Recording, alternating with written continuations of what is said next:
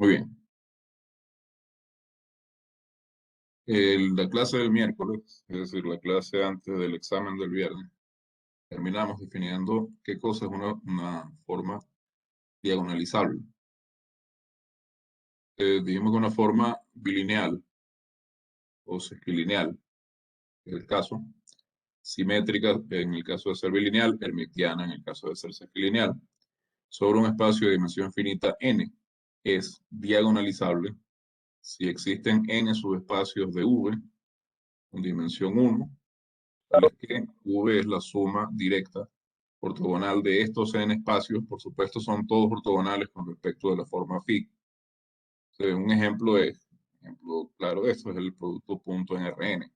¿Por qué? Bueno, porque simplemente ustedes toman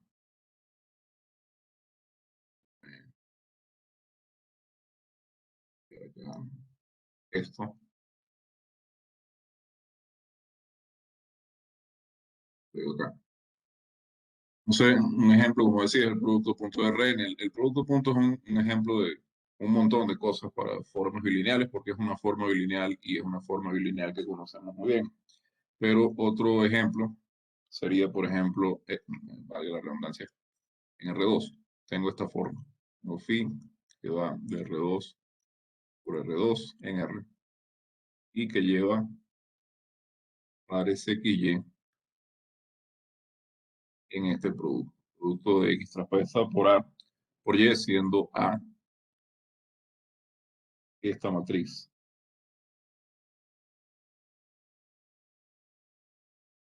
Esto simétrica.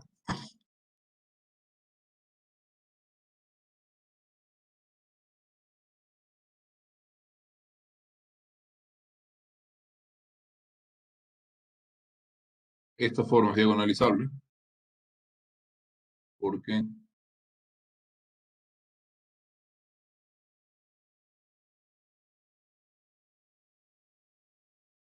puedo tomar espacio.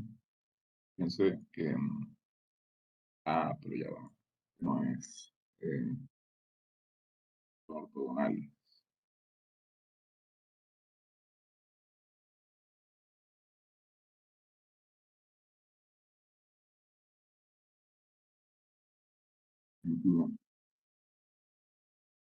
Sí, pero vamos a definir una. em, Estaba trabajando un ejemplo, pero no me fijé que son ortogonales. Pero en todo caso, en R2 vamos a definir este paso, esta forma. Una forma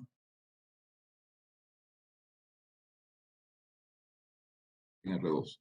Y esta forma está definida sobre la base B1, vamos a llamar B1, la base formada por estos dos vectores. Esta es una base ortogonal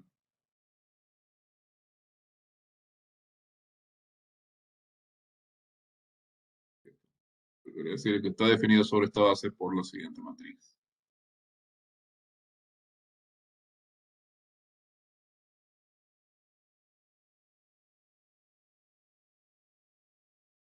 Sobre la base 1. La matriz que define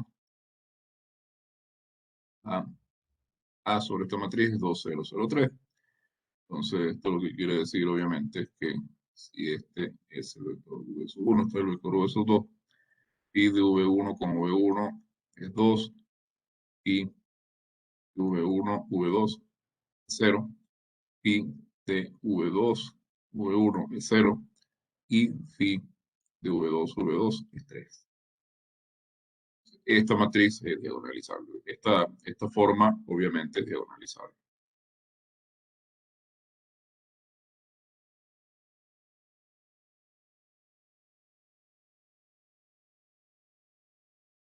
Entonces, también en la clase anterior, en el final, habíamos hecho la siguiente observación de que phi es diagonalizable si y solamente si existe una base ordenada para el espacio V, tal que phi se representa sobre esa base como una matriz diagonal. Y todos los subespacios generados por los elementos de esa base son ortogonales 2 a 2 entre sí, obviamente, ¿no? Son justamente los subespacios estos V1, estos Vn, de los que habla aquí.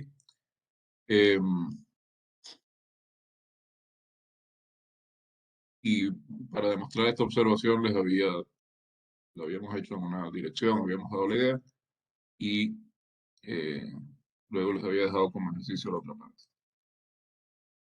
Esa es la definición de diagonalizabilidad. Ahora más larga. Eh, Se me complica decirlo. Bien, entonces, fíjense, eh, voy a introducir una anotación que no sé si en un principio pueda resultar un poco complicada de comprender. Pero ciertamente es bastante descriptiva y nos va a ser de utilidad posteriormente. Fíjense, si F es un cuerpo,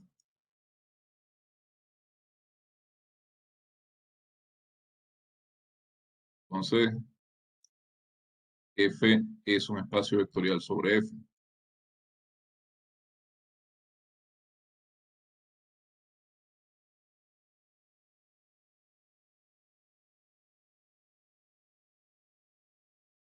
Y por supuesto tiene dimensión 1.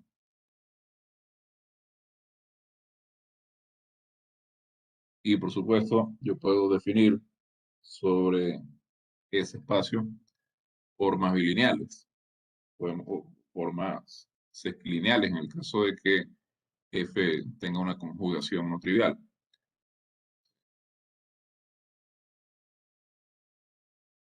F podemos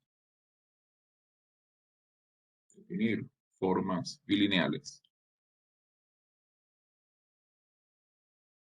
o formas sesquilineales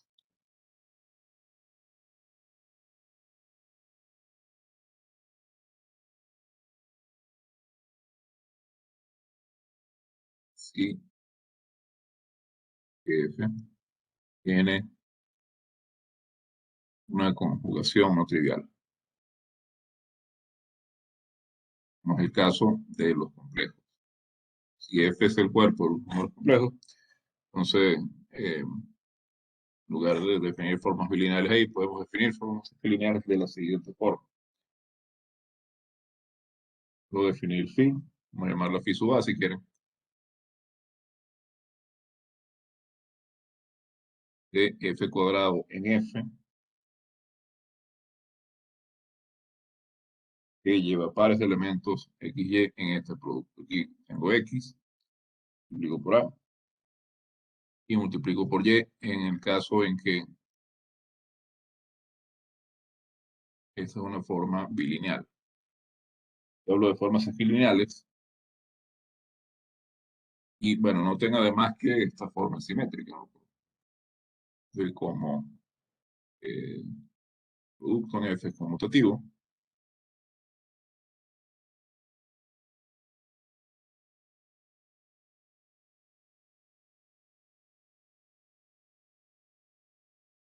¿no? Y sub a de xy es x por a por y, es lo mismo que x y por a, es lo mismo a su vez que y por A, y aplico asociatividad, luego acá aplico conmutatividad, luego vuelvo a aplicar asociatividad, luego vuelvo a aplicar conmutatividad, y luego vuelvo a aplicar asociatividad, y luego vuelvo a aplicar conmutatividad. Entonces, esto último que tengo acá es exactamente pi sub a de yx. ¿Sí? Entonces que acá tenemos que pi sub a es simétrica. Entonces, phi sub a es, eh, además, toman Z, por ejemplo, ¿no? Esto es x más z por a por y. Esto es xa más za. Pues multiplica y estoy usando implícitamente, pero no lo escribí. La propiedad asociativa también, ¿no? Entonces, si aplico distributividad ahora, tengo que esto es x a y más z a y, y esto es phi de xy más phi de zy. Ustedes quieren chequear para la segunda componente, es casi igual. La segunda componente es muy similar. Y si alfa es un escalar, pues fíjense, tienen alfa x acá, alfa xy. Esto es alfa x por y. Eh, ya arriba vieron cómo fui aplicando las propiedades sucesivamente, entonces no hace falta repetir esto tantas veces. Esto es alfa x a y, entonces esto es alfa por phi de xy. Y si ustedes ponen alfa en la segunda componente, entonces aquí tienen x por a por alfa y. Entonces esto es aplicando sucesivamente las propiedades conmutativas y asociativas. Esto es alfa por x a y. Propiedad asociativa y conmutativa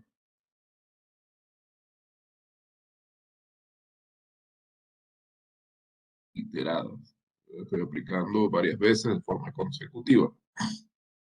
Entonces aquí tengo eh, alfa por phi de xy. Entonces con esto pues compruebo que en efecto esta es una forma bilineal simétrica.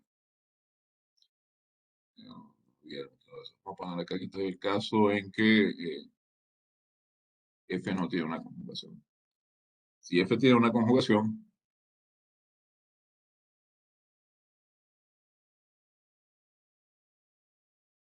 si f tiene una conjugación no trivial, porque si es trivial es el mismo caso anterior. C, F en F, que lleva X en un cierto equibarra que usamos para demostrar el conjugado, porque era una conjugación. La función de F en F, que es idempotente, es decir, si yo la aplico dos veces, obtengo el elemento original, es su propia inversa. Además, la función es aditiva y es multiplicativa. ¿Recuerdan? Que una conjugación tenía estas tres propiedades.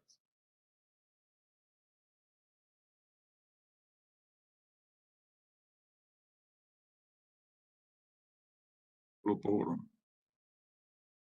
refrescar la memoria. Acá, déjeme, y son vectores y alfa es un escalar, pero en este caso los escalares son los mismos elementos. Entonces, en efecto, en este caso, si definimos esta función así, es una forma bilineal simétrica. En el caso en que f tiene una conjugación no trivial, definimos esta función. Definimos phi sub a, si es un elemento de f, y aquí que es un elemento de f,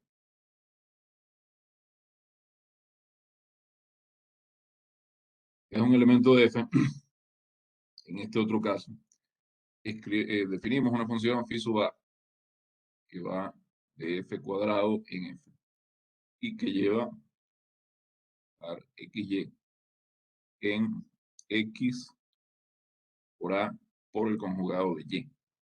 Entonces, de la misma manera en que chequeamos que la otra función es bilineal, esta phi de a podemos verificar que es equilineal. Entonces, en primer lugar, ver que es lineal En la primera componente es muy fácil,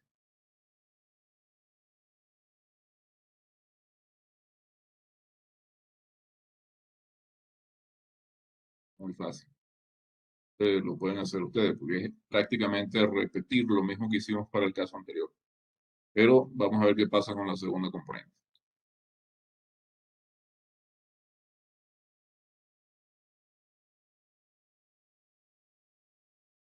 Digamos que tenemos X, tenemos Y tenemos, tenemos un alfa. Todos estos son elementos de F, pero yo estoy considerando X y Y como vectores. Y alfa lo estoy considerando como escalar. Fíjense que en este caso y en el anterior, los vectores y los escalares están tomados del mismo conjunto. Solo que, por supuesto, a veces tipo que juegan el papel de vectores, a veces el papel de escalares. En este caso necesito considerar alfa como un escalar. Observen que X, Y, Z,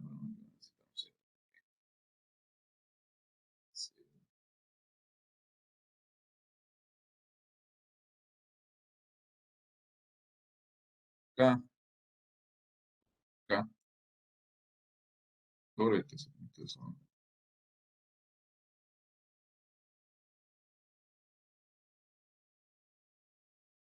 Entonces, en la segunda componente pasa lo siguiente. Yo tengo que phi sub a de x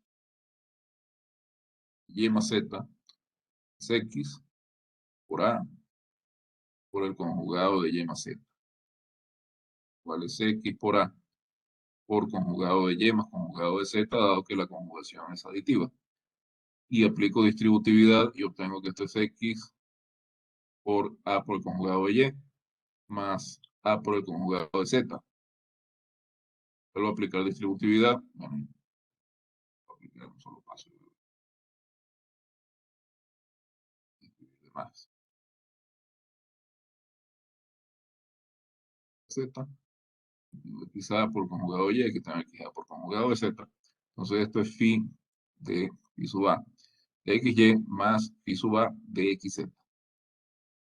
Entonces la función es aditiva en la segunda componente. Lo que tengo que ver ahora es que si tengo un escalar alfa y tomo phi sub a de x alfa y, eso es alfa conjugado por phi de xy. Entonces, esto es phi por a por y conjugado por definición, por alfa por y conjugado, perdón, por definición, por y conjugado. Conjugado es, la conjugación es multiplicativa, entonces phi por a por alfa conjugado por y conjugado. ¿Sí? Entonces, de nuevo, aplicando sucesivas veces asociatividad y conmutatividad, yo obtengo que esto es alfa conjugado por phi por a por y conjugado. Y con asociatividad y conmutatividad varias veces. Bien, Profe, entonces, ya X. X por A por alfa Y. ¿cuánto? ¿No sería X por A por alfa Y conjugado? Eh, pensando en pi por A por y.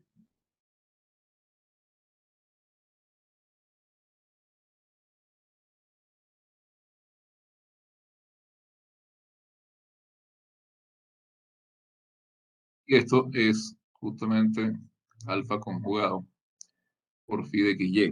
O sea, acá por supuesto estamos hablando en general, esto es cualquier conjugación no trivial en un cuerpo si es que esto existe. Pero, digamos, si queremos pensar en un caso concreto, podemos pensar en los complejos. Bueno, el asunto es que, fíjense que yo estoy definiendo, vamos a mirar el Profe, caso, perdón. Arriba puso phi en vez de X.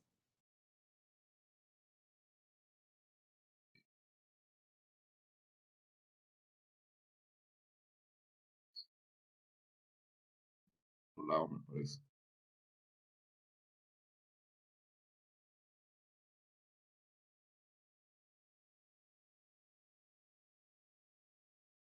Entonces, como decía, veamos el primer caso. Profe, todo el ejercicio puso phi en vez de x. Y también hay que corregirle a la otra igualdad.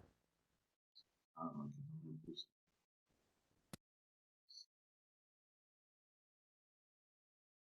Bien,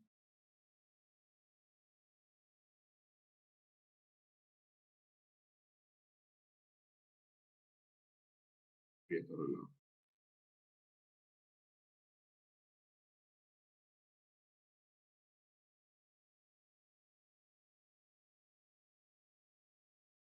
Entonces, como decía, veamos el primer caso. El segundo es igual, ¿no?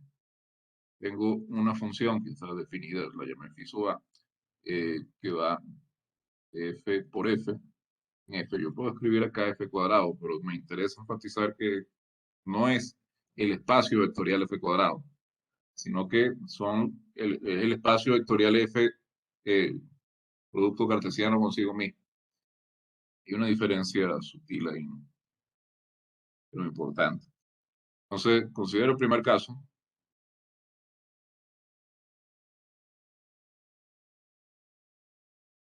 de la función que lleva el par XY en el escalar, en el elemento X a Y de F. Es un escalar, pero es un elemento del espacio vectorial. Eh, que vimos que es una forma bilineal simétrica.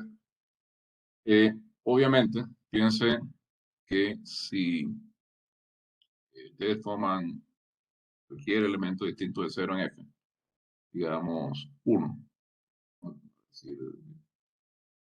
y alfa distinto de cero, ¿no? Eh, alfa pertenece a F.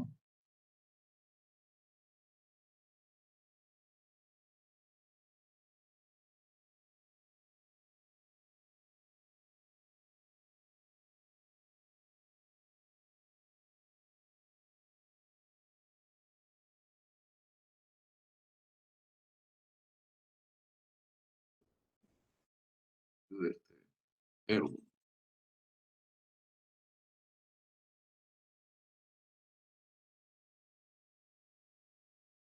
entonces,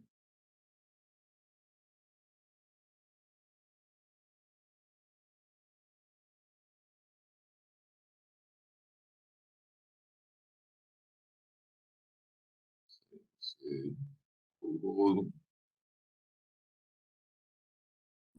partir y así. Eh, bueno, vamos a ver qué puedo hacer con eh, que Webex me está dando muchos problemas.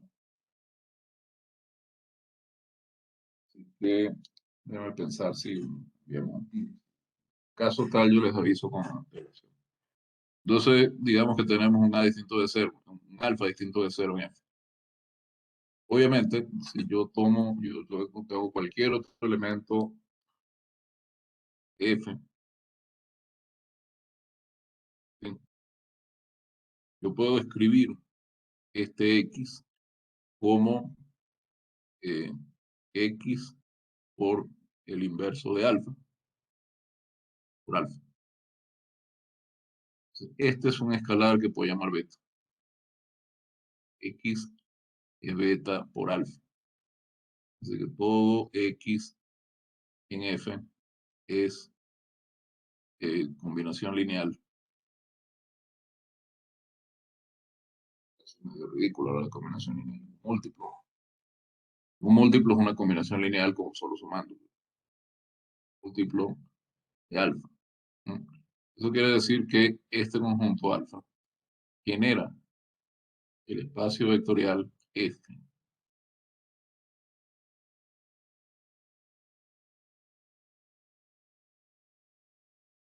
Y por otro lado, si usted tiene un elemento alfa, esto es por sí solo linealmente independiente porque mente dependiente por lo siguiente. Si yo tengo acá algún beta, tal que beta por alfa es cero, dado que alfa no es cero, esto implica que beta es cero. que alfa es distinto de cero. Y en un cuerpo, si uno multiplica dos elementos distintos de cero, el resultado por fuerza es distinto de cero. Entonces,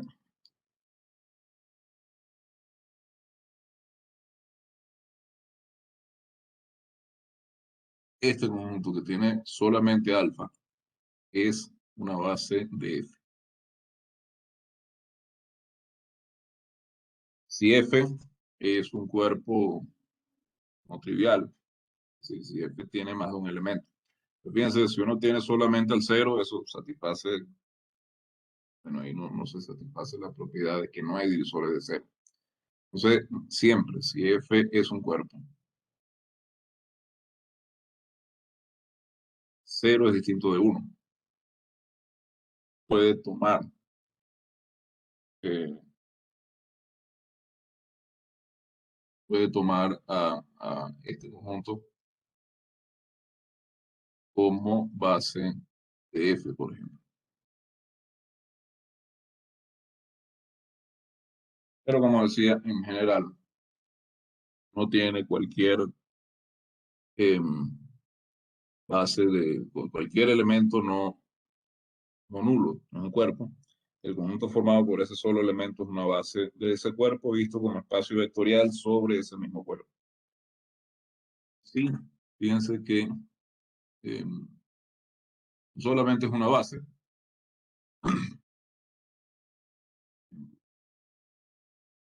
Pero esto en general. Entonces, si alfa es distinto de cero, decía no solamente es una base, sino que además, por defecto, como es un solo elemento, esta es una base ordenada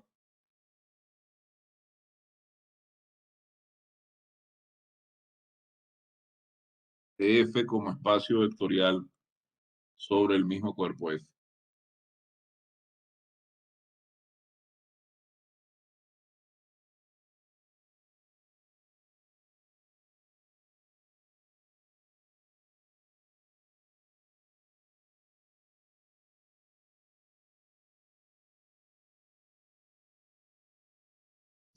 Estamos viendo como espacio vectorial sobre F.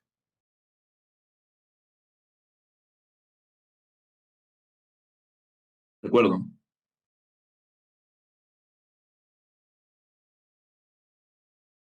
Algo. Sí, profe. Sí. Pues fíjense, todavía. Eh, pi de 1, ¿cuánto es? Pi de 1 es 1 por A por 1, es decir, expresar.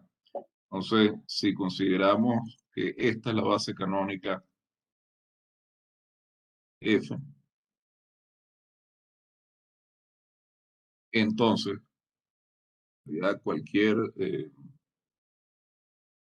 base que tomemos, podemos definir, estoy haciendo acá, pero en particular sobre la base canónica, eh, esta es la representación matricial, vamos a llamar a esto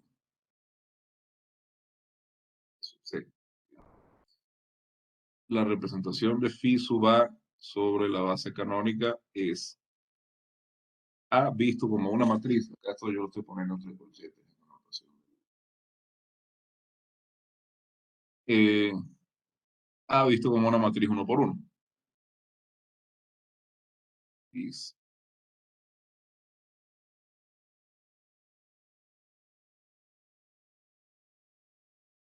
1 por 1 con componentes.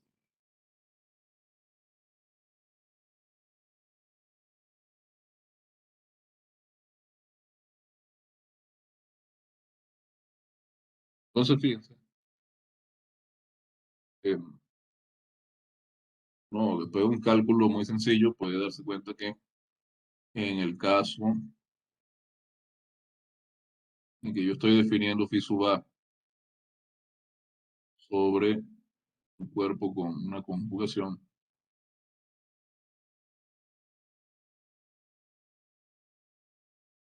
esta también es la matriz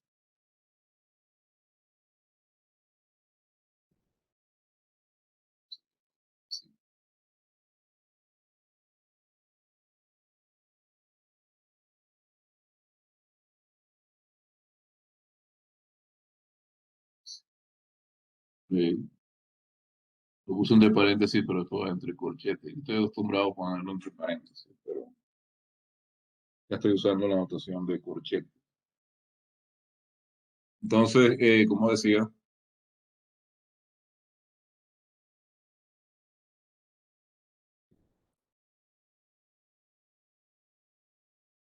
pi sobre el espacio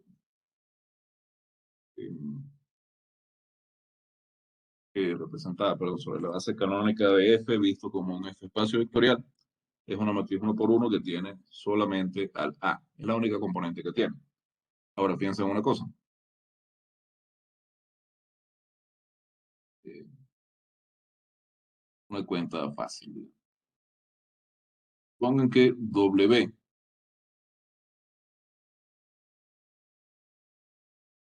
no esa es una delta. Si W de V que tiene dimensión 1. W es un subespacio dimensional de V. Entonces, fíjense que eh, W es isomorfo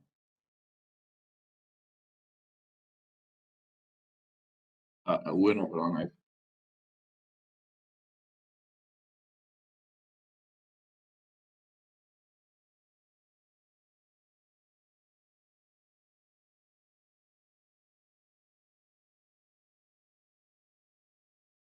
Esto está claro por lo siguiente. Fíjense, dado que W es un subespacio no dimensional de V,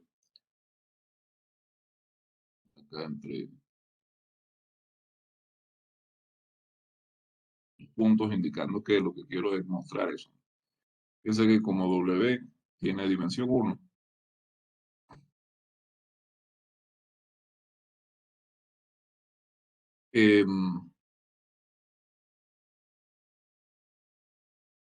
fíjense, si W tiene dimensión 1, ¿eso qué significa?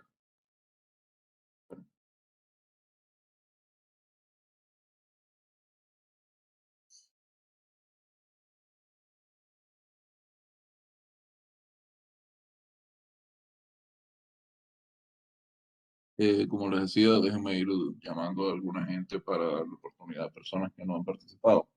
A lo moto, no sé si está presente.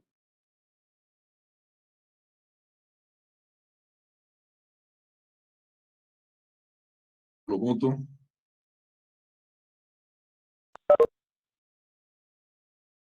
lo, si no les sirve el micrófono, pueden contestar por chat, pero a lo moto no lo veo conectado.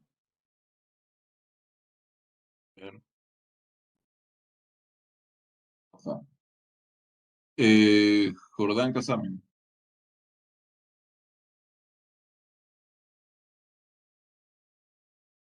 lo veo conectado por aquí. Casamen, a ver, o al acento, pues, no me fijé bien en la lista.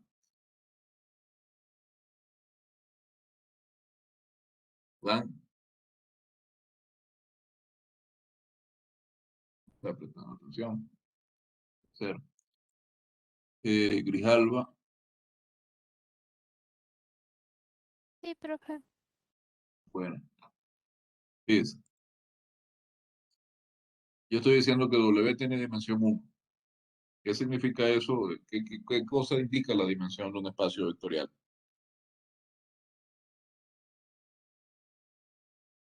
¿Qué nos dice ese numerito? Eh, que La definición. ¿Cuál es la definición de dimensión de un espacio vectorial?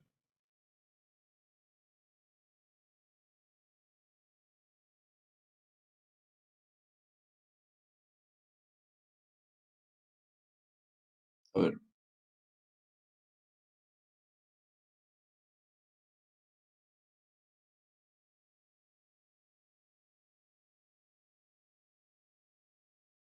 ¿De acuerdo? profe,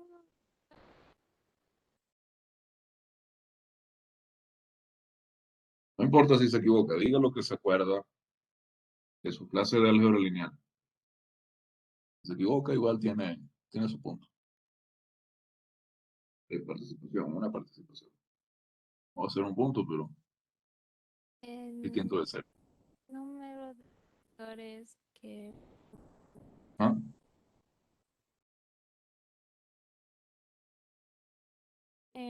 no sé si da el número de vectores que forman la base. Correcto. Muy base- bien. Muy bien. La dimensión de un espacio vectorial nos indica el número de vectores que forman cualquier base de ese espacio vectorial. Recuerden que un espacio vectorial tiene infinitas bases. R3, por ejemplo, tiene infinitas bases, incluso infinitas bases ortonormales. Ustedes toman la base canónica y la rotan de manera que no cambie la posición relativa de los vectores de la base entre sí. Es decir, y si no cambia la norma, además tenemos una isometría, entonces tienen otra base de R3. Pero lo que tienen en común todas las bases de R3 es que todas tienen tres vectores. Lo mismo con R2. R2 tiene infinitas bases, pero todas esas bases tienen dos vectores exactamente. Y en general, en Rn, tenemos también infinitas bases posibles que podemos escoger, pero sea cual sea la base que escojamos, esa va a tener n vectores porque n es la dimensión de Rn. Entonces, la dimensión nos indica el número de vectores que forman una base cualquiera de ese espacio. Eso quiere decir que este espacio W tiene una base formada por un vector. Como W tiene dimensión 1, existe una base, vamos a llamarla B sub W, formada por un vector V. V, vamos a llamarlo W, perdón, claro dónde está ese vector. W, W, y además ese vector es distinto de cero, obviamente. Entonces, dado que esta BW es una base del espacio W, si yo tengo un elemento cualquiera de W, ¿sí? Digamos V,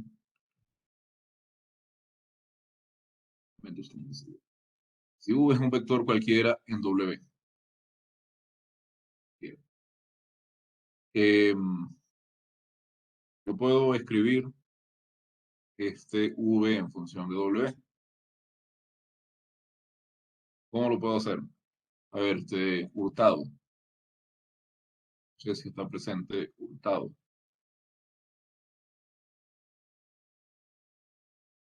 Sí, buenos Jimena, días, profe.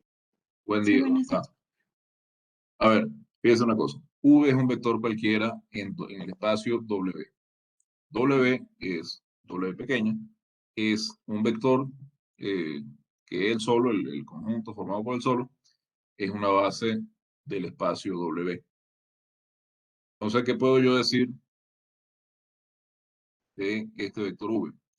V es igual a qué cosa? V sería igual a W. No necesariamente, puede ser un vector distinto porque es un vector cualquiera. Pero si W es un elemento, el único elemento en una base de W,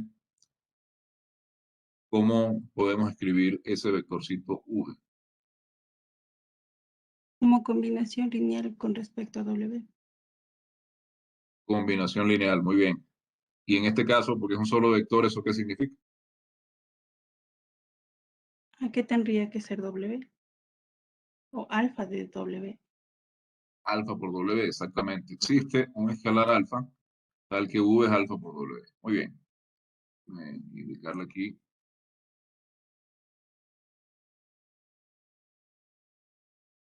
Indicar aquí que participó. Entonces, fíjense, yo creo que para el segundo bimestre voy a tener que ir haciendo así, ir llamando, porque está muy bien que haya gente que participe todo el tiempo. Creo que en principio uno no debería impedir eso, pero gente que como que no le gusta hablar, entonces hay que motivarlo para que hablen. Entonces fíjense, este V pequeña es alfa por W para algún alfa perteneciente a F, es decir, para algún escalar F. Lo cual quiere decir que yo puedo identificar, además este alfa es único.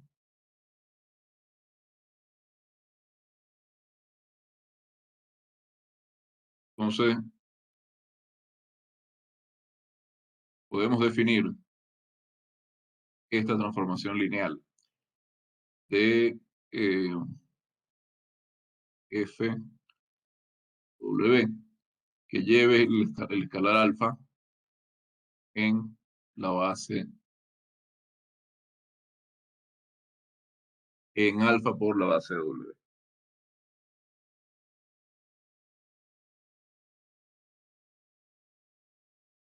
Incluso, yo podría definirlo en la dirección opuesta, porque esta es una biyección, obviamente. Piense eh,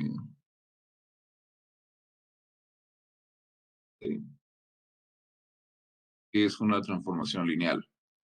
Eso es bastante evidente. Em,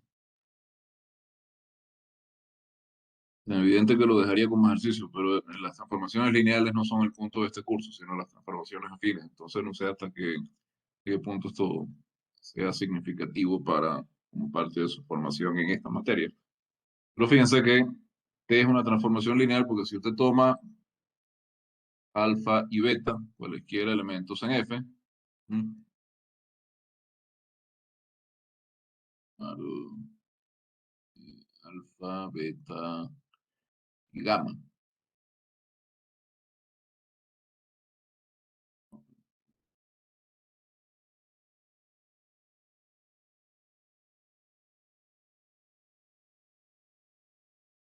Todavía no. Toman alfa y beta en F. Pues fíjense que T de alfa más beta es igual a alfa más beta W.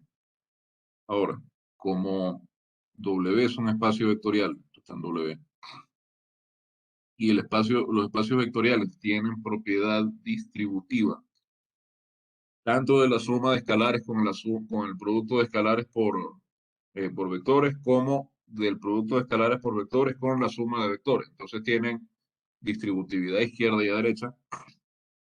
En este caso uso una de las dos distributividades. Esto es alfa por W más beta por W.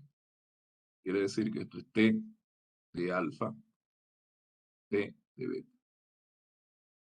Por otro lado, si uno tiene cualquier escalar, vamos a llamarlo A,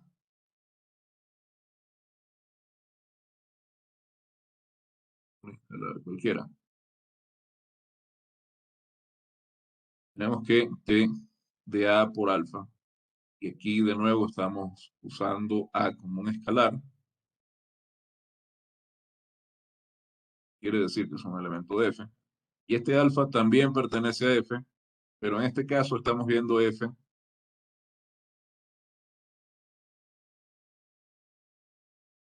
como un espacio vectorial sobre sí mismo. Entonces lo estamos viendo como un vector, este alfa de acá.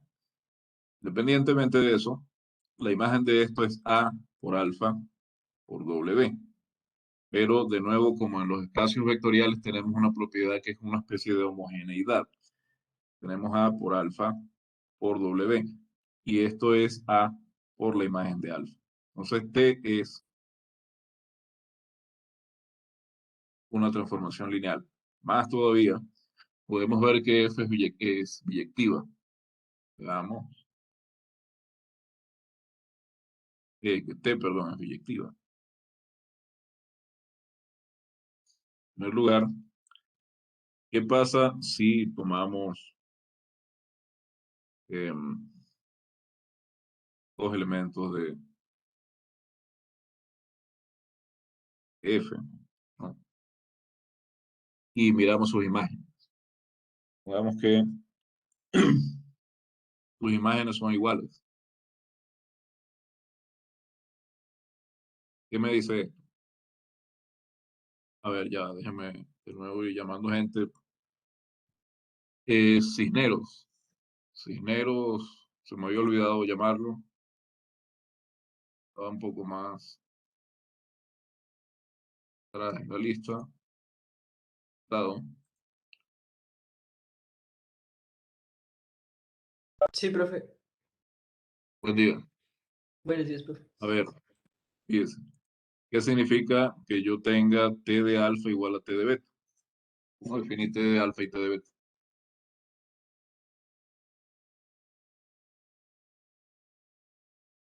A ver, T de alfa es. Es alfa por el vector W Ajá, y y tanto beta, T de beta es beta por el vector W y yo por tengo lo aquí general alfa por W más beta por W. Entonces, fíjense que de acá,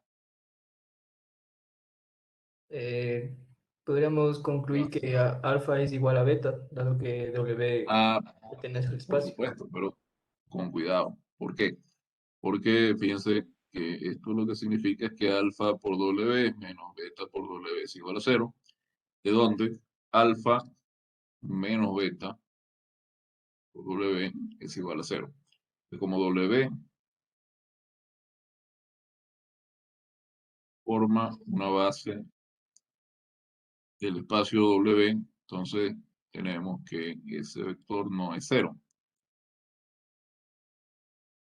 Entonces, nosotros tenemos una propiedad de un teorema que podemos demostrar sobre todos los espacios vectoriales, que dice que si uno multiplica un escalar por un vector y ese producto es cero, entonces o el escalar es cero o el vector es cero. Entonces acá tenemos que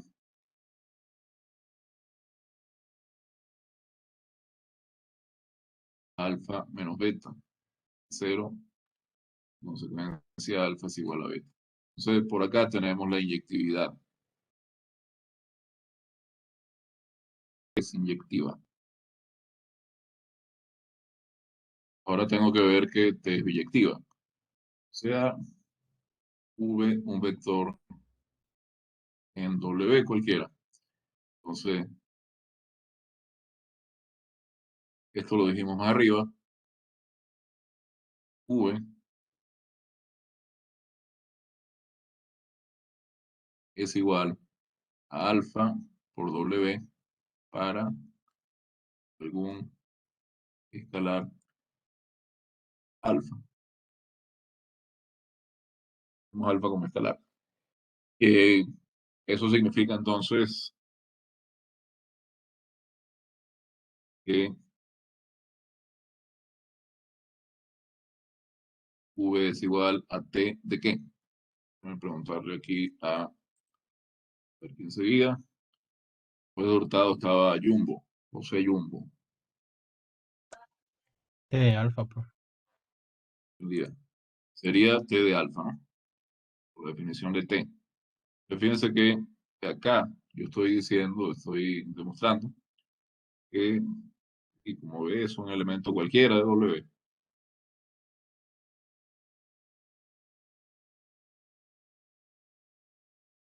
Esto significa, déjame remarcar aquí,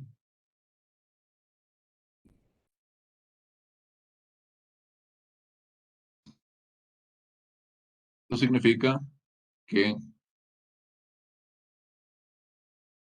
todo elemento W, que es la imagen, un elemento F. Y esto quiere decir que T es sobreyectiva. Ya mostré que es inyectiva, mostré que es sobreyectiva. Tengo que T es una biyección. Es una función, una transformación lineal biyectiva entre dos espacios vectoriales. Entonces T es un isomorfismo.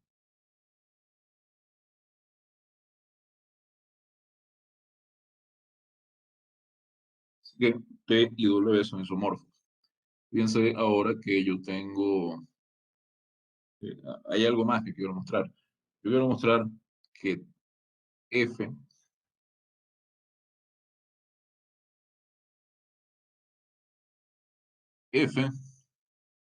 y W son isomorfos. Yo quiero mostrar además que son isométricos, porque fíjense, justamente el isomorfismo es sobre espacios vectoriales sin ninguna otra estructura encima. Acá yo estoy poniendo una estructura adicional, que es la estructura dada por una forma bilineal. En otras palabras, quiero mostrar lo siguiente. ¿Cuál es la definición de isometría?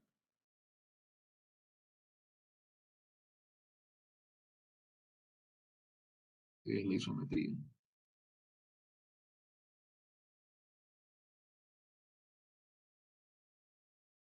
A ver, Obando. Emily Obando.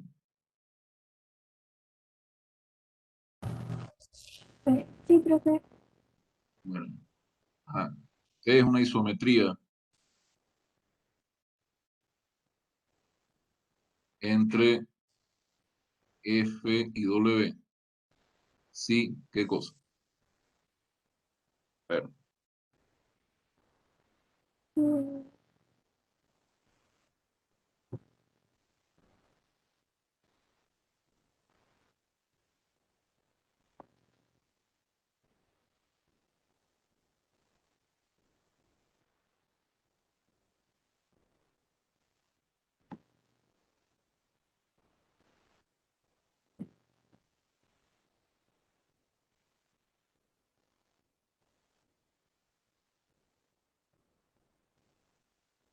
estoy definiendo acá, exacto, estoy definiendo una forma sobre F. Ah, pero no estoy definiendo, perdón, no estoy definiendo una forma sobre W.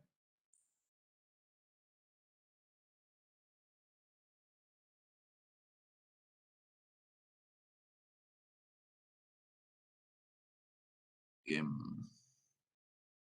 No, después le vuelvo a preguntar, pero ese momento porque es que me acabo de dar cuenta que me faltó definir la forma sobre W. Voy a definir sobre W forma. Voy a definir, vamos a llamarla así.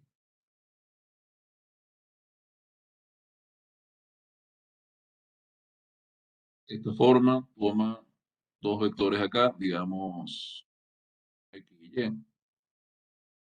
y lleva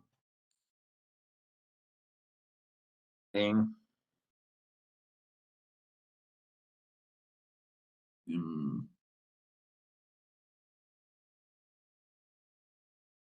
llevar psi sub t.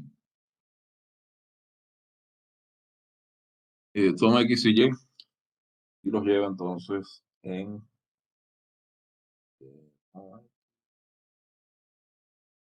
escalar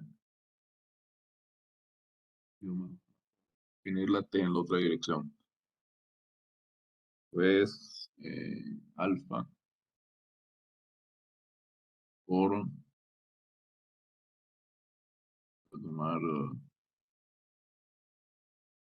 y de alfa b. Yo definí acá una phi.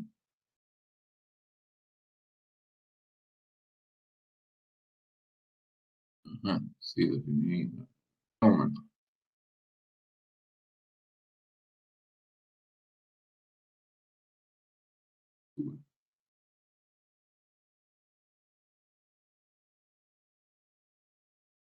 Pues alfa por A por beta. Pero no había dado cuál era la forma sobre psi.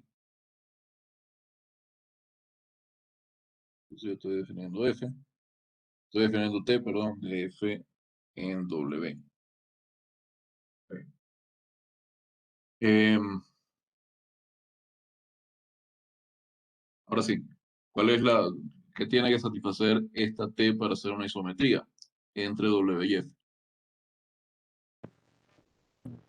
Primero T tiene que ser un isomorfismo. Ah, que ya vimos, Ya, isomorfismo. y la segunda sería que para mm, todo para de vectores X, Y, elemento de Así W, yo tomo.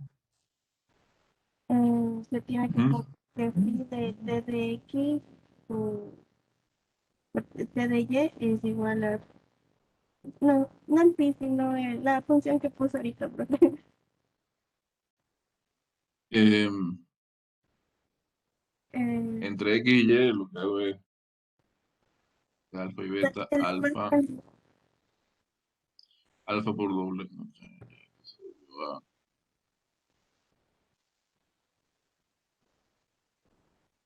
Espera un momento.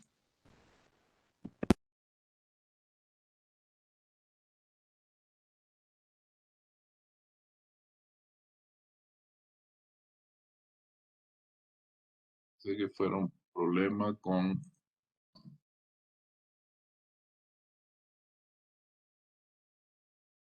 si es un problema con Webex o si será con cualquier otra cosa.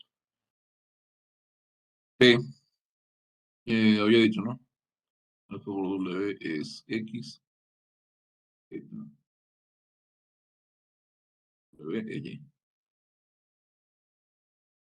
Entonces, T es un isomorfismo, eso ya lo habíamos visto. Y ahora, además, ¿qué tiene que hacer T? O sea, la imagen de T de X, T de Y respecto de la función que está arriba tiene que ser igual ¿Mm? a X, phi de X, Y. Yo tomo,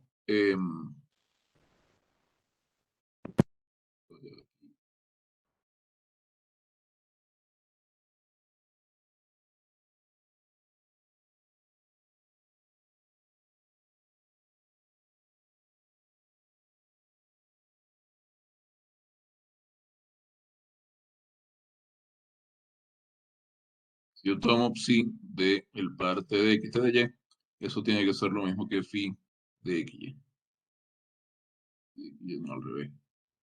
Si está definida acá, si está definida. Y sí. Bueno, eso es por la definición de esta psi. Eso vale, ¿no? Vale por la definición. Voy a ponerle acá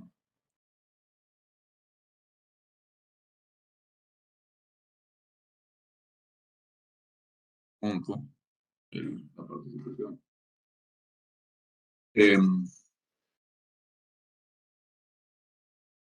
Entonces,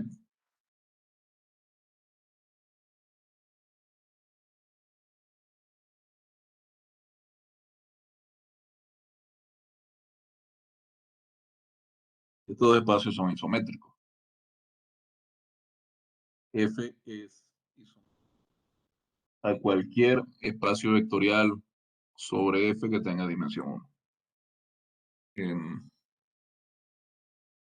A hacer una pausa, son las 12:08, 12:09 tengo ya. Vamos a continuar a las 12:15.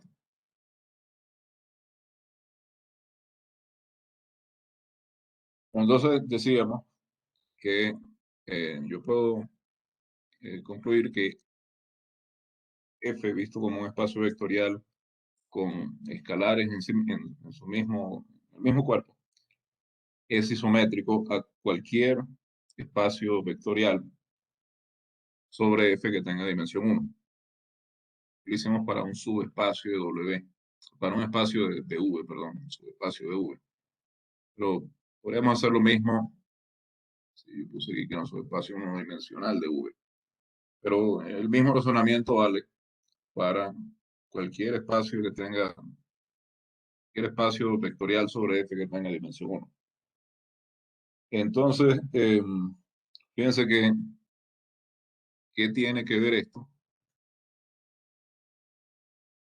Está definiendo más arriba formas diagonalizables. Después salir con todo este discurso. Y ustedes se están preguntando qué tiene que ver esto con formas diagonalizables.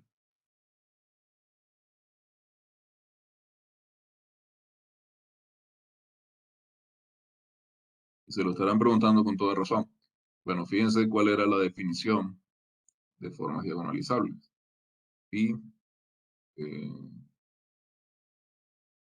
de aquí a acá vamos a ver el caso de las formas bilineales. Forma bilineal, bueno, vamos a cubrir los dos casos. Bilineal, simétrica.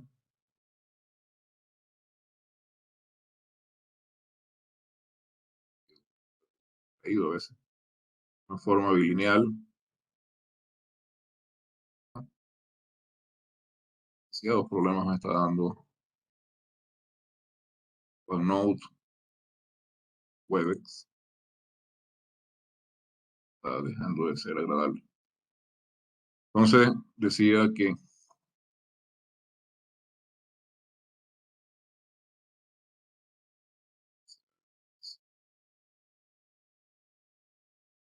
bilineal, efectivamente es lineal, simétrica, respectivamente, hermitiana, que es la noción digamos, que corresponde a la simetría cuando la función es esquilineal. Entonces, habíamos dicho que una forma así es diagonalizable si existe qué cosa. A ver, déjame preguntarle a alguien más, déjame preguntarle a Palacios, Javier Palacios. No sé Presente, si está profe. conectado. Sí. Buenas tardes, ¿qué tal? Buenas ¿Cuál es la tardes. definición de, ¿qué tal? ¿Cuál es la definición de diagonalizabilidad de una forma, sea esta bilineal o sea que lineal? Hemos dicho que esto es diagonalizable, ¿sí? Si es que existen subespecies vectoriales desde B1, B sub 1 hasta B sub n, que sean Ajá, una suma ortogonal directa y que, o sea, la suma ajá. ortogonal directa de todos los espacios sea igual al espacio grande, el espacio general. Y estos tenían dimensión 1, ¿no? Ajá, de dimensión 1. V, sí.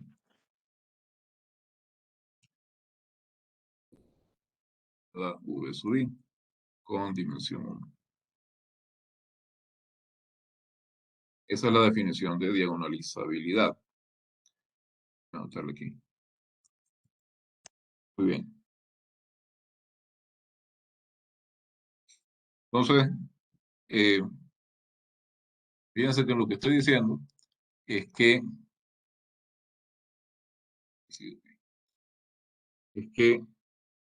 F es phi acá.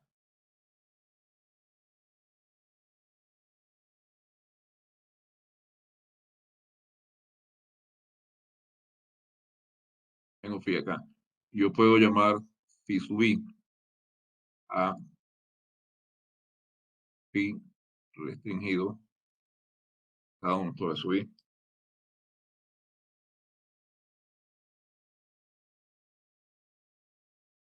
Entonces, yo lo que estoy diciendo es que V phi sub I es isométrico a F con, ya, disculpen un momento.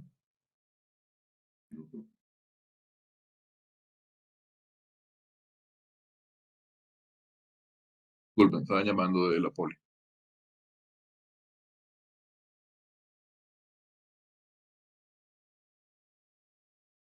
Entonces, decía que estos dos son, ups, ya, se me cayó algo aquí de la mesa. Un momento, creo que puedo seguir así. Sí, se me cae la lámpara.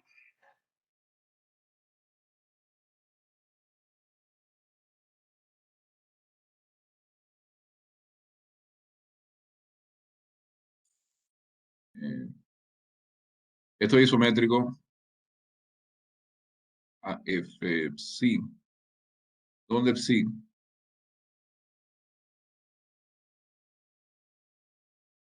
Una forma definida adecuadamente, ¿no? Digamos aquí F,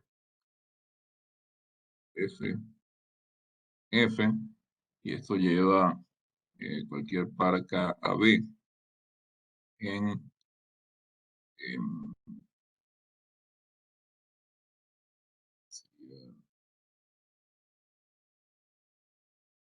si sub I, phi sub I, perdón. A B,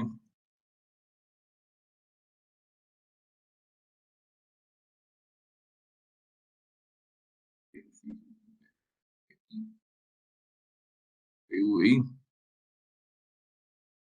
este VI forma una base, el espacio VI grande. Entonces, cada uno de estos subespacios es isométrico a F. Fíjense, yo, cada una de estas, y su vida además, ¿no? Puede representar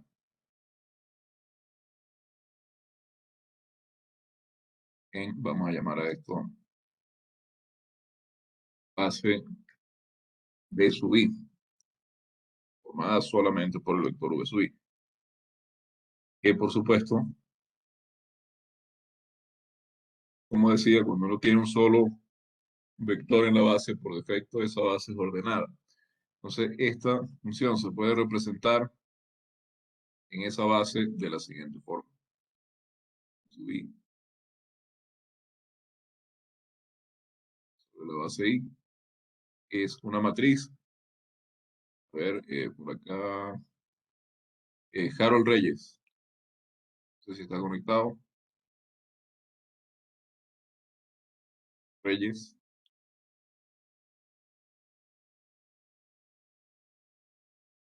Aló. Recuerden que si no les sirve el micrófono, pueden dejar un mensaje por el chat. Reyes.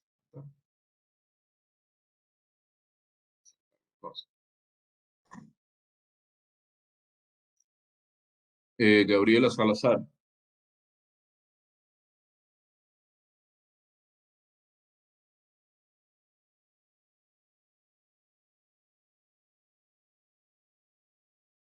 Salazar. Aló.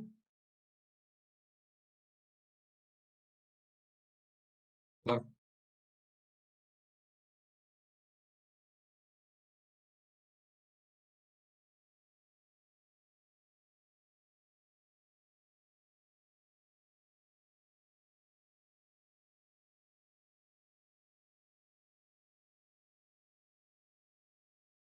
no, parece que no está.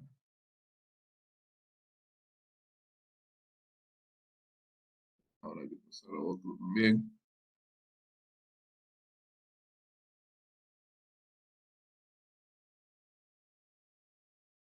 El siguiente es Jennifer Simbaña.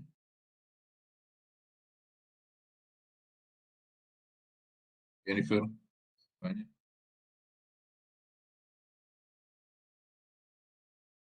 Aló, ¿me escuchas?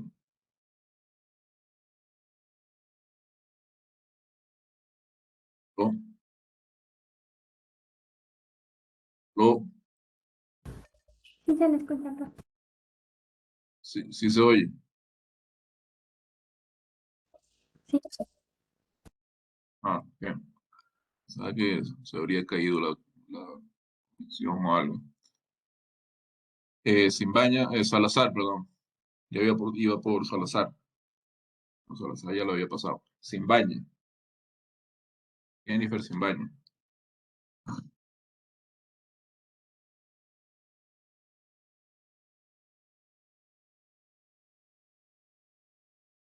Ah, no, sí, sí está. Pero debe ser que no tiene sonido, no tiene audio. Ok. diagonal con diagonal ahí, todo lo demás cero. No exactamente. No exactamente, pero no tiene, no es así. Eh, Yo les pregunto, se pueden equivocar y no pasa nada. Villasís. A ver, Israel Villasís. ¿Qué tamaño es esta matriz? ¿Cómo es esta matriz?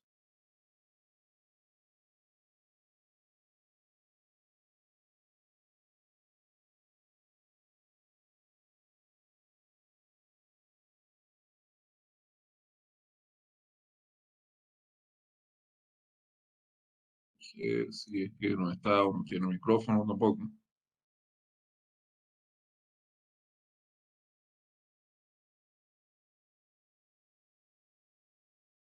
Villasís también está conectado también. Una cosa, cuando no tengan micrófono, yo les pregunté algo, contesten en el chat general, o sea, para todos, no en privado, porque entonces, yo les contesto y parece que estuviera hablando solo. Villasís no está conectado o no tiene micrófono, o sea, vamos a saltarlo también.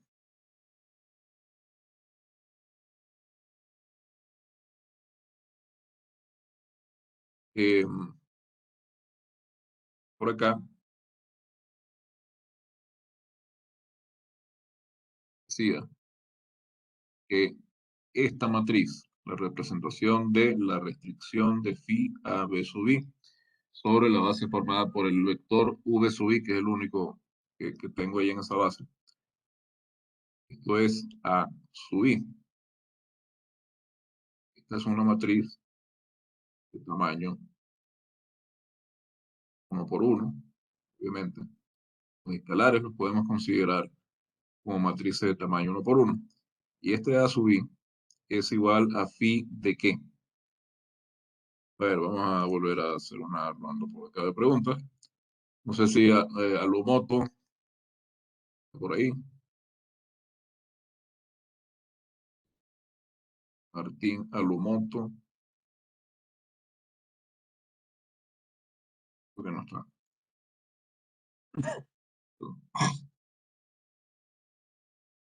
A ver, ahora los que tienen pocas participaciones. Cabrera,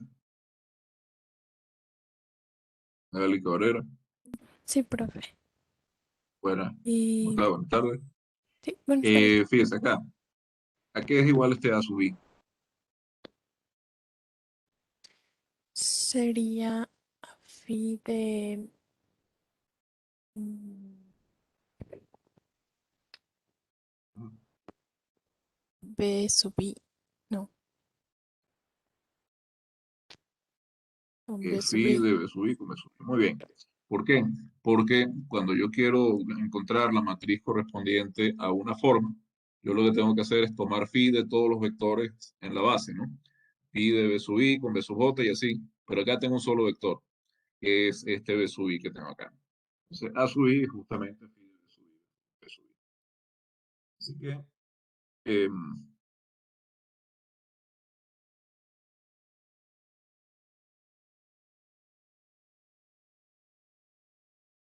ajá, lo habíamos dicho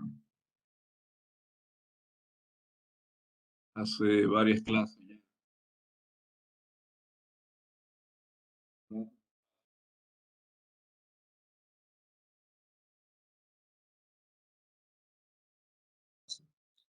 En ese caso, la matriz resultante es una matriz ortogonal por bloques.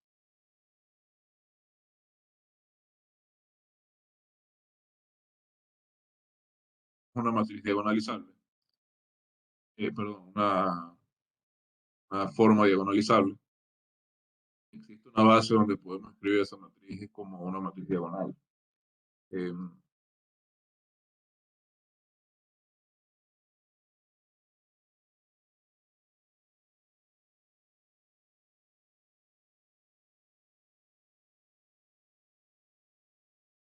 de lo que decía.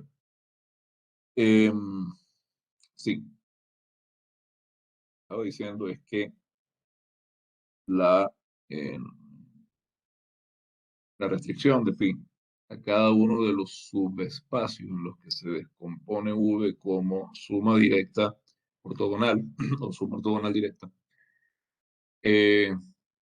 Cada una de esas restricciones es una forma que tiene una matriz tamaño 1 por 1.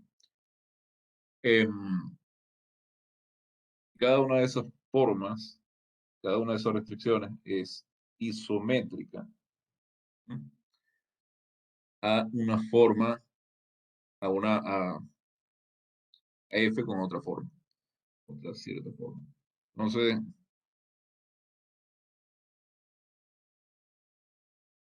vamos a llamar, no sé, si subí.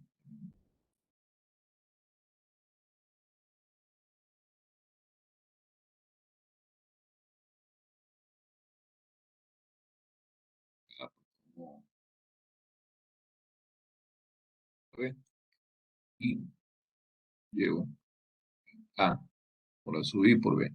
Obviamente la representación, yo puedo representar psi sub I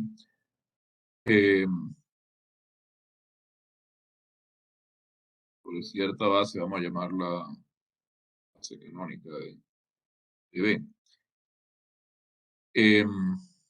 Puedo representar por esta matriz, y que tiene solo A sub I. Y esta base canónica está formada solamente por la unidad, el neutro multiplicativo. Así que V sub I con phi sub I es isométrico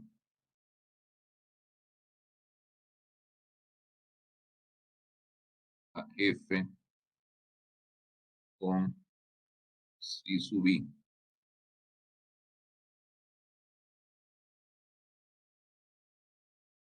Y yo esto lo voy a denotar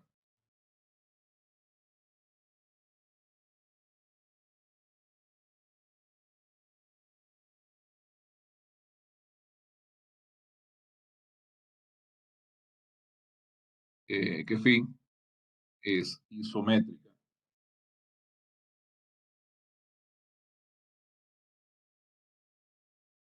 a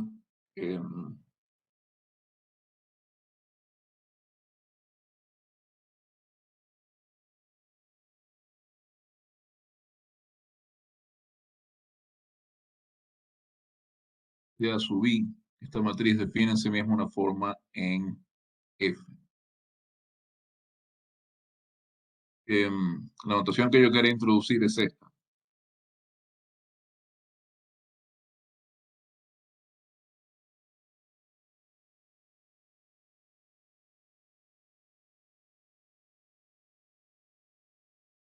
En este caso, si phi es isométrica a esta forma.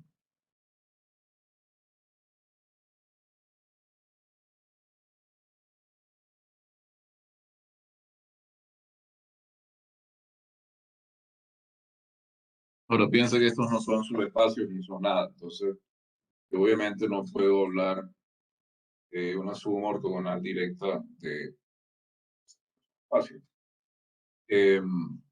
Pero sí puedo, en principio, pero sí puedo establecer una correspondencia entre espacios, sumas ortogonales directas de espacios, y una forma definida sobre el espacio B, tal que espacio V1 hasta Vn son ortogonales. Lo que he estado haciendo todo este último rato. Y esa forma phi la vamos a escribir esta, digamos, esta notación, lo que significa es que A sub 1 representa una forma, es la matriz que representa la restricción de phi sub I sobre V, Esta matriz que tiene solamente a su 1 es la matriz que representa a la restricción de phi al espacio de su 1. Esta matriz que tiene solamente a su 2 es la matriz que representa a forma phi sobre el espacio B sub 2. Y así sucesivamente hasta la matriz que tiene solo a sub n. Y que todos estos espacios, cuando hago la suma ortogonal directa de ellos, están en el espacio U. Y eso yo lo represento así. Y es isométrica a esta forma. Forma es la forma que se obtiene al tomar, no es la forma que es restringida o sub i, es la forma representada por la matriz sub i.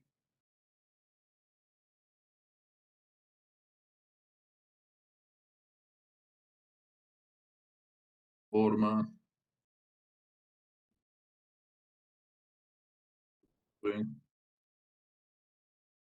que al ser restringida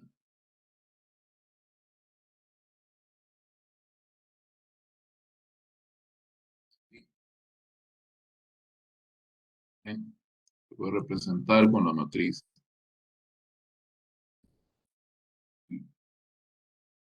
y este sub i es un escalar, ¿no?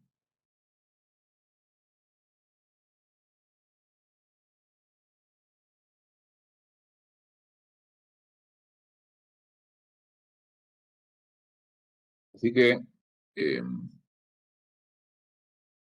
vamos a decirlo acá, es que phi es diagonalizable.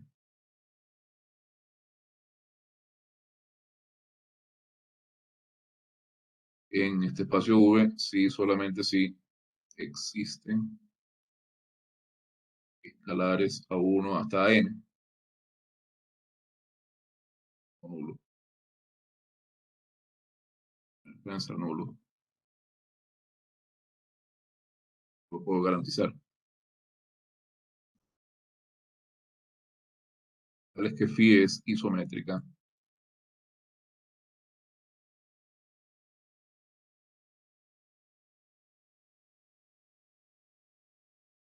a esta forma. Eso es simplemente una notación. A ver así.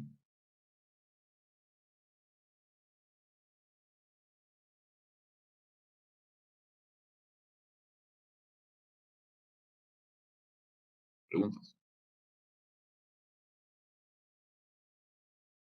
Ajá.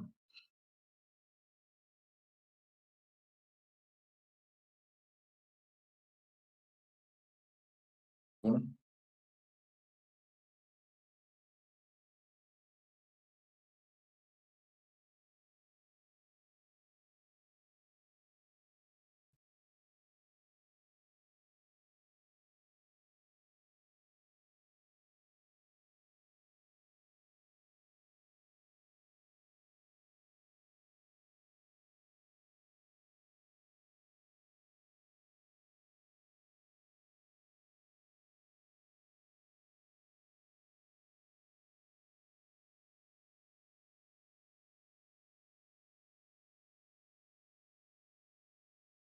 tenemos un teorema que es el 3.5, que nos dice cuándo una matriz es diagonalizable. El teorema dice que tenemos un espacio vectorial V de dimensión finita.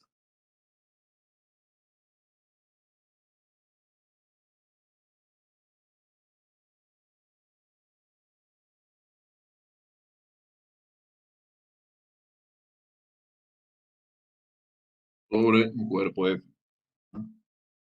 Entonces tengo dos cosas. Pero si la característica de F no es 2,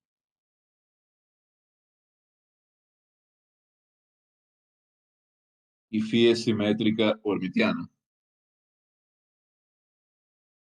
Simétrica en el caso en que F no tiene una conjugación, hermitiana en el caso en que y es una forma lineal y hay una conjugación.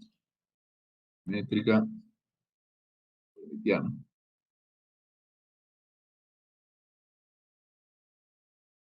entonces phi es diagonalizable. Y si la característica de f es 2 y phi es hermitiana, en este caso simétrica no nos vale, entonces phi es diagonalizable.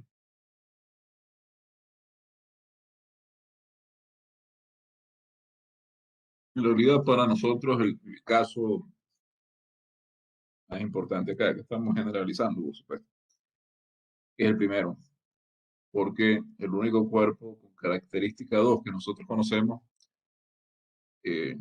ahora es Z2, caso 2. Y por los momentos, digamos, no tenemos ni la teoría, ni quizá la necesidad tampoco de ver otros casos. El caso que realmente nos interesa es el de cardinalidad distinta de 2, y ahí particular, de cardinalidad, no, perdón, de característica distinta de 2, y ahí particularmente hay dos casos que son los que nos interesan, que son R y C, los reales y los complejos. Reales, en el caso de los reales, las formas van a ser simétricas, y en el caso de los complejos, las formas van a ser hermitianas. Entonces, eh, Teresa decía,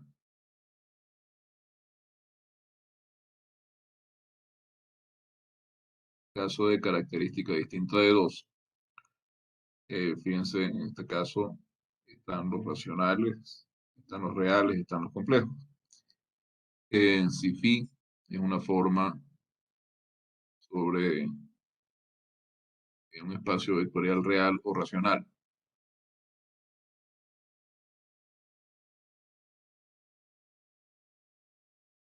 o racional.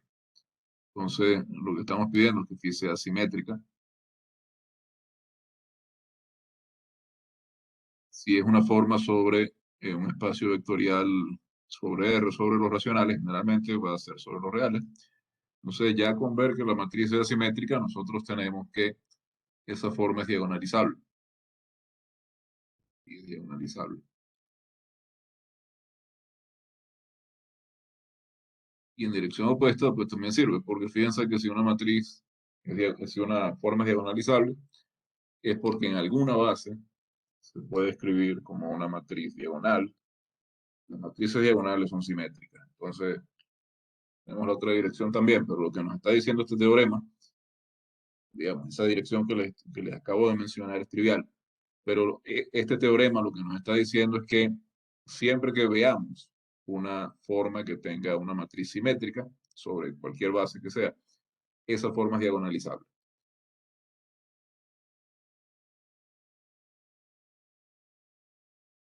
Y lo mismo pasa si estamos trabajando en un espacio vectorial cuyo cuerpo de escalares son los complejos.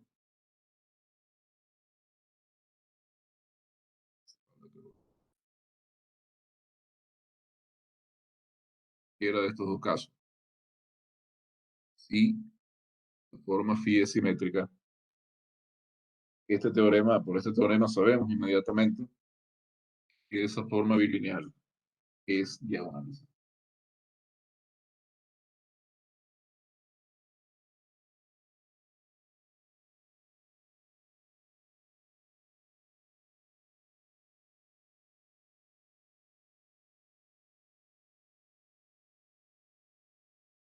Punto.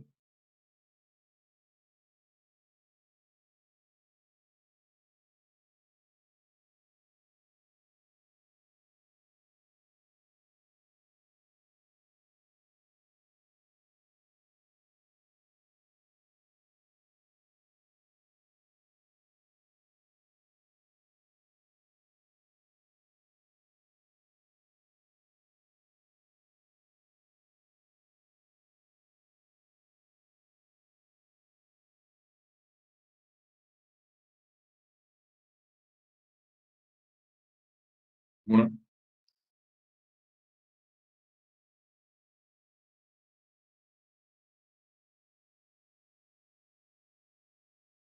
esto, este teorema es consecuencia de lo que hemos demostrado más arriba. Es decir, que phi es diagonalizable si solo si phi es isométrica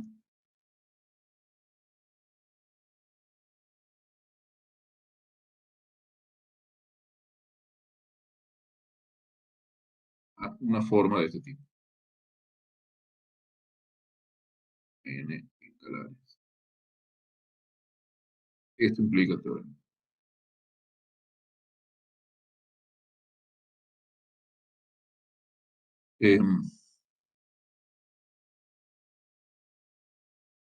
Esto es un buen ejercicio si completan la demostración, es decir, si la escriben. Ya tenemos las ideas. Entonces, lo que habría que hacer es organizarlas y escribirlas en forma de demostración. Este teorema tiene, por otro lado, una consecuencia que en el orden que le he dado a esto en las hojas, número 3.4, que dice que si phi es una forma no singular, ah,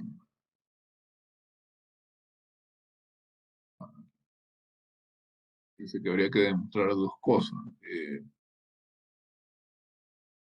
Nosotros lo vimos o vimos la idea para formas simétricas.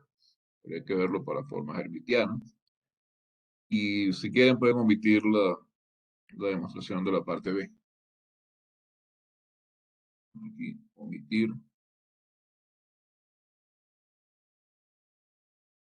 la parte B porque, como les dije, la parte A es la que es más interesante para nosotros. Ir, y si quieren, incluso pueden hacer los casos particulares en que el F es R en el caso de las formas simétricas, en el caso en que F es C para formas sesquilineales, o en este caso, además le estamos pidiendo que sean hermitianas. F igual R y F igual C, para que no sea una cosa que esté sea tan abstracta, que esté por allá tan arriba, sino para hacerlo en un caso un poco más concreto.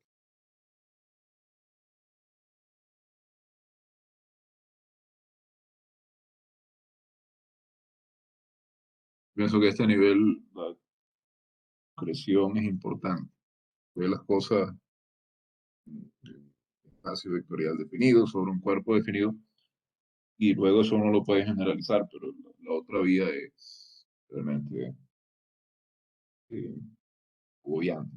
Estar estudiando las cosas así de una forma súper general puede ser frustrante, yo lo sé por experiencia. Entonces, supongamos que phi es una forma no singular.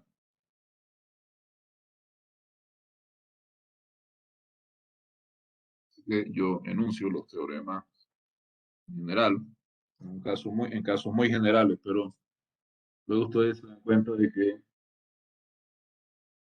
eso siempre tratamos de aterrizarlo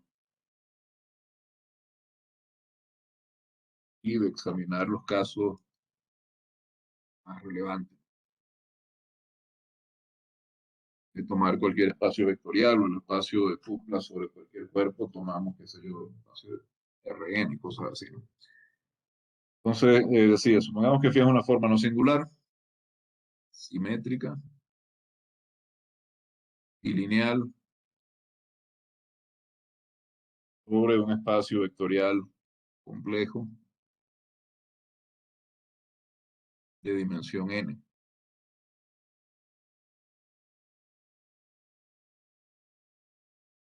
Lo que quiere decir que nuestros escalares están en el cuerpo de los números complejos. Entonces, phi es isométrica a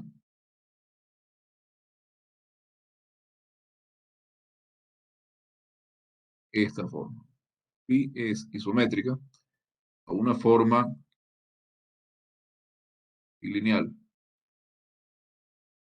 que cuando yo la restringo a cada uno de los subespacios, existen n subespacios. Acá es que existen V1, Vn, subespacios de dimensión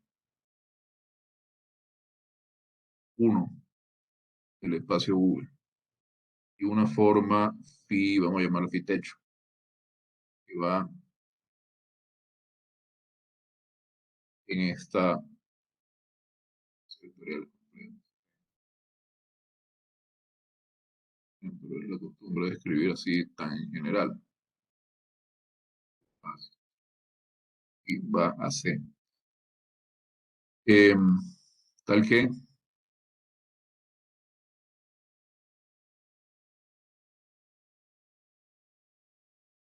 cada una de estas matrices, cada una de estas restricciones sobre base correspondiente a V sub I, vamos a poner acá V sub I.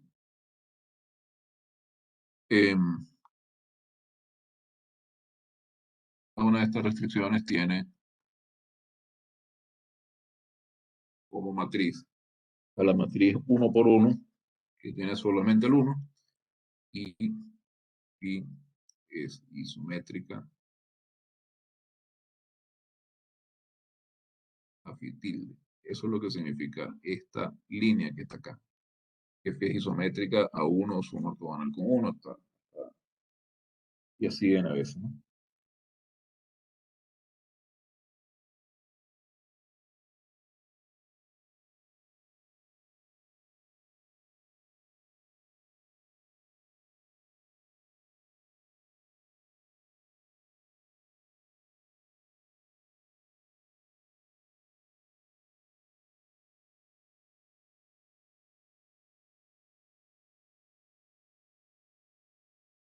¿Preguntas?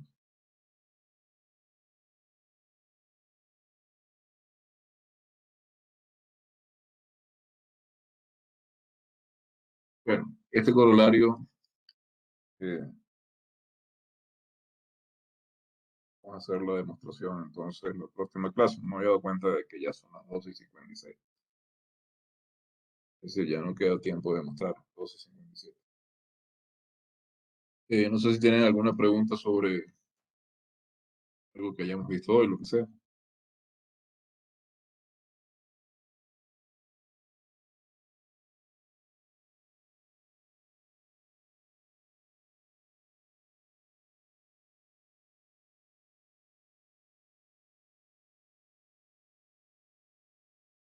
Bueno, si no hay más preguntas, entonces yo me despido.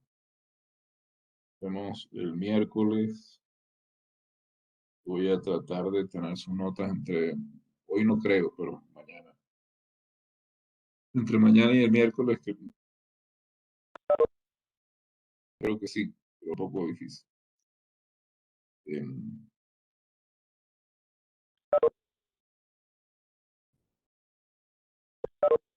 Entonces, bien, hasta el miércoles. Hasta luego. Hasta luego, profe.